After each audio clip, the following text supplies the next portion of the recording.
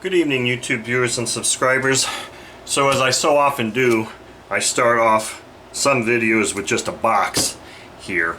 Now, this box has obviously already been opened and actually the contents have already been taken out. I was planning on doing this all on video, opening up this box and showing you this beautiful item that was inside there, but when I got home today and I saw the box, I got a little freaked out because this is what I saw.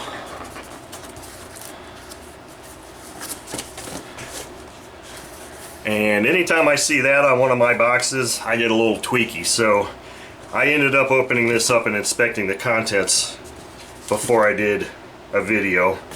And I'm kind of glad I did. But anyway, bottom line is the package inside is in good order, or in as good of order as it can be. And it's an item that I've wanted for many, many years. And it is this.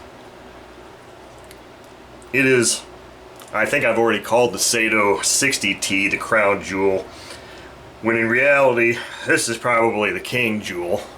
This is a Saito FA-270 boxer style engine. You can see the offset cylinders here. Now this is an engine, like I said, I've wanted for many, many years.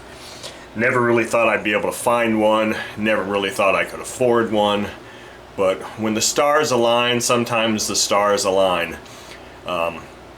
Doing all the engine servicing work I've done and some other things I shifted around, I was able to manage to actually purchase this, and I'm pretty happy that I did because it's a nice specimen. So the story I was told about this engine, and if I can believe anything that you're told about a used engine, this is the story I was told. How true it is or not, I don't know. I'm the third owner. The first owner, according to the person I bought it from, who was the second owner, said that person, he bought it from an estate sale. It had been mounted on a plane and maybe run one time, and that was it. Now the person I bought it from, I do not believe that he did anything with this engine at all. I don't think he ever mounted it or ran it, bought it, got it in an estate sale, and then it sat for who knows how long. So this engine was introduced to the market, the best I can come up with is probably about the 1984 time frame, and at least two different versions of this engine were produced. Now this is a Mark II, I believe, and there's just really scant information on these engines. The only thing I've been able to find really of relevance is the Clarence Lee review from RC Modeler magazine, and it was on a Mark I. Now the major differences between the Mark I and Mark II are as follows. These are each 120 size cylinders. This is a Mark II at least, whereas they've changed the head so that it's a more modern looking, or more modern style, and probably more conducive for a twin, in that it's got the intake and exhaust both facing outward. Now this is only a single plug engine. It's not a dual plug engine. This was the first boxer style engine that Saito ever produced. The 300T followed this some years later, I don't know how long, but up till this time, every Saito twin, the 80 and the 90, 80T and the 90T were, you know, the odd fire inline twins. So this engine is in relatively good shape, and because you saw the box, I've got a lot of oil on my hand, and I'll get to why that is here shortly. Because of the condition of the box, I took this thing out and I wanted to check it out real quick. Now the one thing that I did notice that's unfortunate, because the picture in the ad did not really show this too well, there's a ding in this intake manifold. Now it's not breached, but it's a ding, and that really kind of torques me off pretty severely, because parts for this engine are almost as extinct as a T-Rex. You're just not going to find them.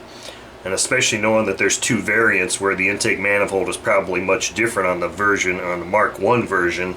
This is the later one, so I'd probably have a little bit more likelihood of finding a new one, but I don't even think that's going to be possible. So anyway, the picture in the ad was kind of like an oblique. It was more like this, and if you really zoomed in, you could see that. But, you know, I didn't really zoom in on that picture, nor was I looking for it. But this was the first thing I noticed. I was like, holy crap. The other thing that kind of sucked was one of these mounting legs here was kind of bent up a little bit, so I had to take that out and I hammered that down. So I have done some things to this, because when I first got it, it had evidence, and I've already wiped it out, so I've destroyed a lot of the initial evidence here. But it did have evidence that it had some decent after-run oil put in there, because it was a yellow color. The smell was unfamiliar to me, but it did look like it was, if it had been run, it was at least oiled up properly and put away, so I had a good feeling about it. Now right now, it's got super good compression. When I first opened it from the box, it did not. I immediately heard an exhaust leak from this side of the engine.